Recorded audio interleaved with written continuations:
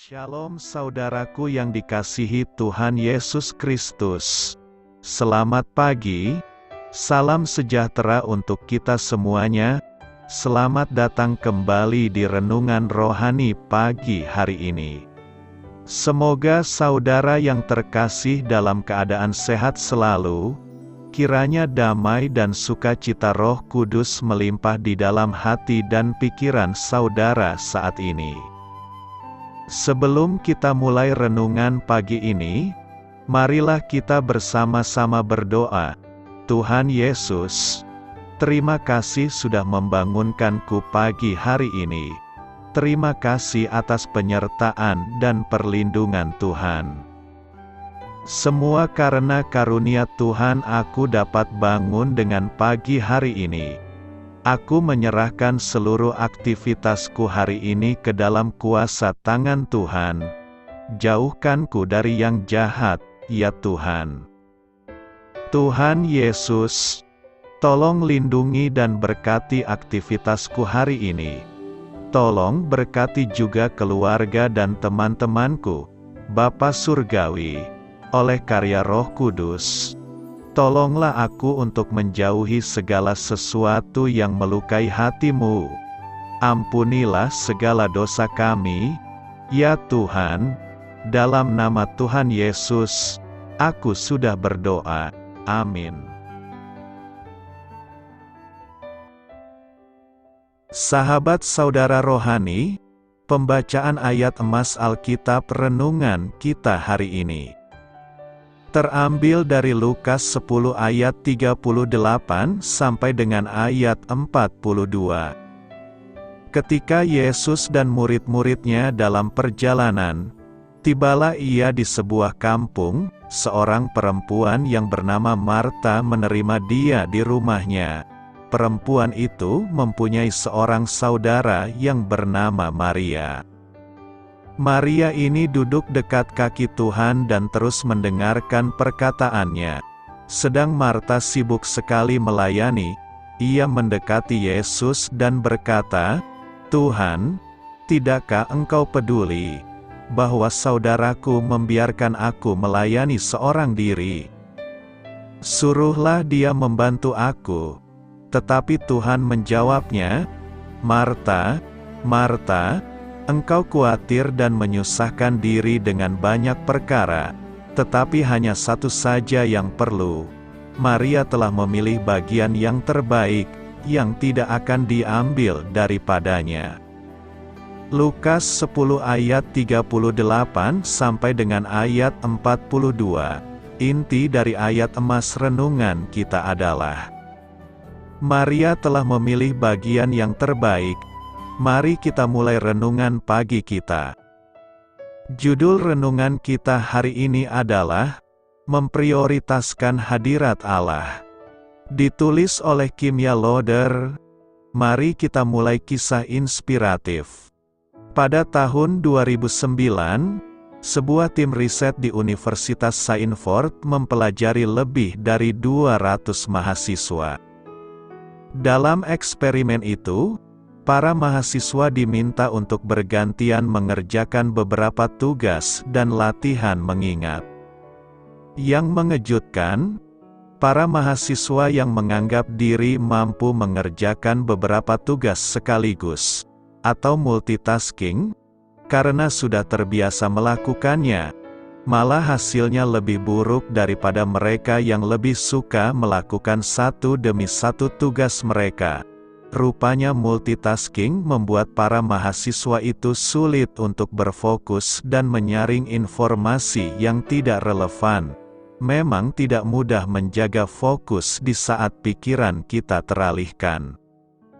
Ketika Yesus berkunjung ke rumah Maria dan Marta, perhatian Marta teralihkan karena ia sibuk sekali melayani saudara perempuannya.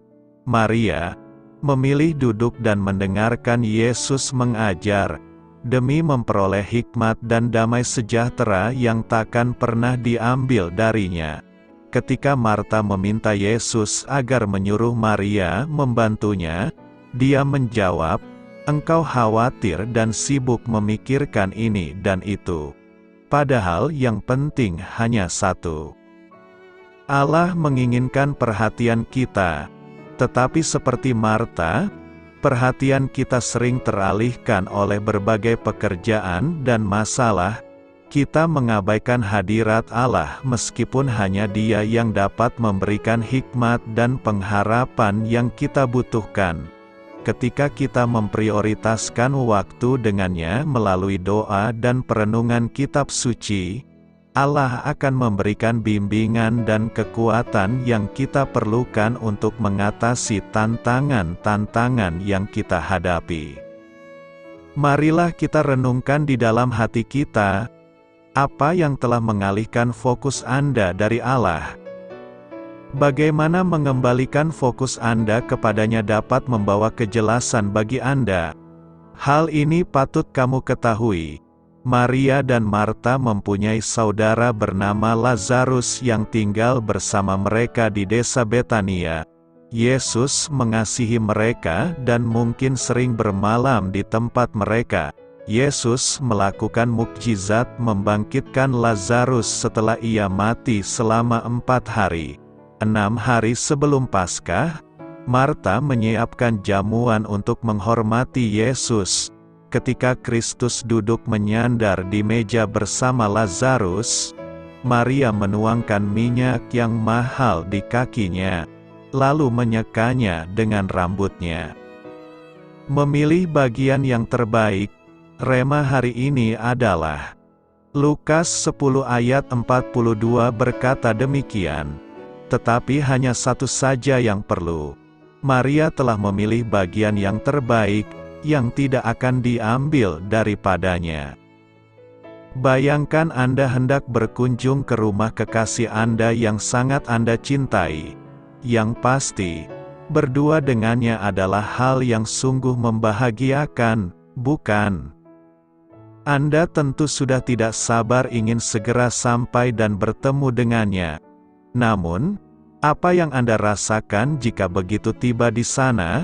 Kekasih Anda yang begitu ingin Anda jumpai itu malah berpamitan hendak meninggalkan Anda untuk sekedar berbelanja sesuatu, menyiapkan hidangan, menghias ruangan, dan sebagainya. Semua itu Dia lakukan untuk Anda.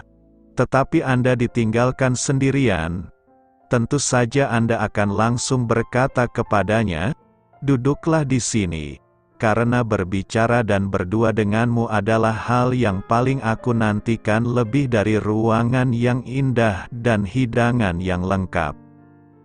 Dapatkah Anda melihat persamaan antara ilustrasi di atas dengan kisah Maria dan Marta? Ya, terkadang tanpa sadar, banyak orang ingin menyenangkan hati Tuhan, tetapi salah memahami apa yang sesungguhnya diinginkannya.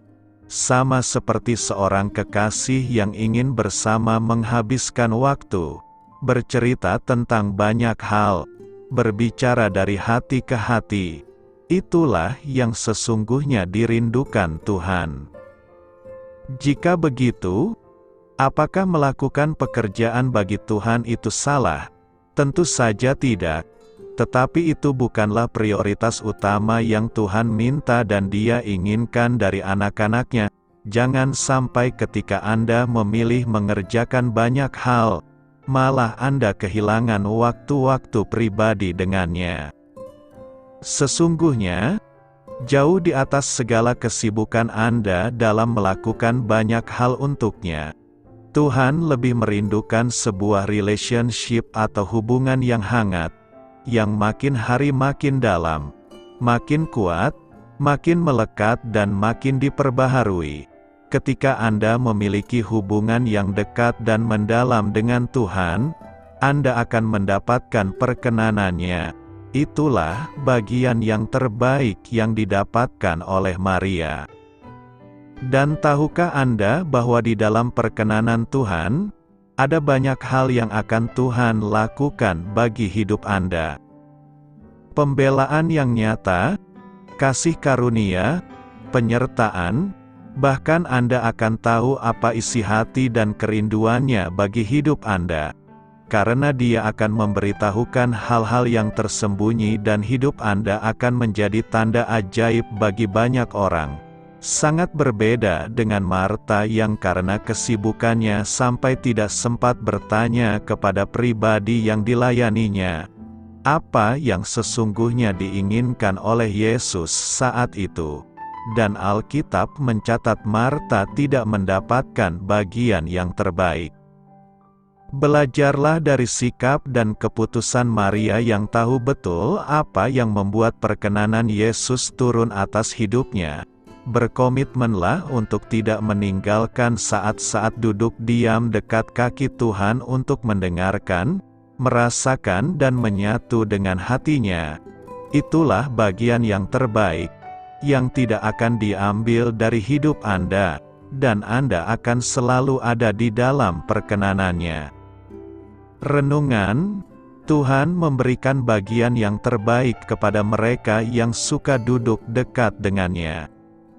Adakah suatu kesibukan Anda yang hari-hari ini tanpa sadar malah menjauhkan Anda dari hubungan pribadi dengan Tuhan? Tuliskan komitmen Anda untuk memperbaharui hal itu.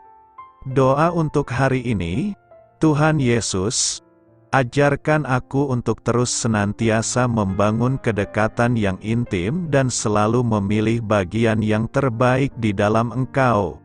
Ajarkan aku untuk memiliki hati seperti Maria, ya Tuhan, karena aku ingin selalu ada di dalam perkenanan-Mu. Di dalam nama Tuhan Yesus, amin. Doa saya menyertai saudara sekalian. Marilah kita menyampaikan doa syafaat. Ya Bapa, ada kalanya aku mencoba mengerjakan banyak hal sekaligus. Tolonglah aku untuk menyingkirkan hal-hal yang mengalihkan perhatianku tersebut, sambil terus mendekat kepadamu. Amin. Sampaikan harapan dan permintaan saudara kepada Tuhan.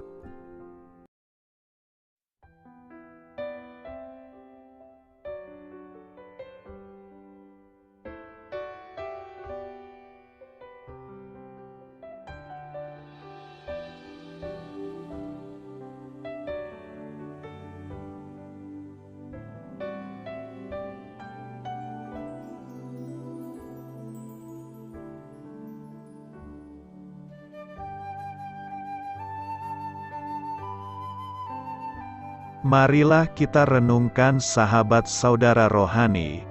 Demikianlah renungan firman Tuhan pagi hari ini. Semoga menjadi berkat dalam hidup kita. Dan sebelum kita memulai segala aktivitas kita pagi hari ini, marilah kita berdoa. Selamat pagi Bapa, malam hari telah berganti pagi. Kehidupan baru telah Engkau berikan kembali bagi kami. Bapa Surgawi, tolonglah aku menyadari kebutuhan orang lain, supaya aku dapat membagikan apa yang telah Engkau berikan kepadaku. Pada saat aku membutuhkan, berilah aku keyakinan bahwa Engkau akan mencukupkanku, melalui orang-orang yang mengasihi-Mu, bukan karena kami pantas atau layak, namun karena kasih karunia-Mu kami boleh ada, sebagaimana kami ada di pagi hari ini. Terima kasih Tuhan, atas kesempatan baru yang telah Tuhan berikan kepada kami, untuk bisa memperbaiki diri agar kami bisa lebih layak di hadapan-Mu. Hari ini kami serahkan semua perkara dan kesulitan yang akan kami lalui ke dalam tangan-Mu. Biarkanlah kami bisa memuliakan-Mu dalam segala aktivitas yang akan kami lakukan. Amin. Biarlah firman Tuhan menjadi pengingat untuk kita semua, bahwa tuntunan dari Roh Kudus akan selalu memberi jalan keluar bagi setiap permasalahan hidup kita, dan memberi kedamaian di hati kita. Sampai jumpa di renungan pagi saudara rohani berikutnya. Kiranya Tuhan selalu memberkati saudara semua hari ini. Amin. Shalom.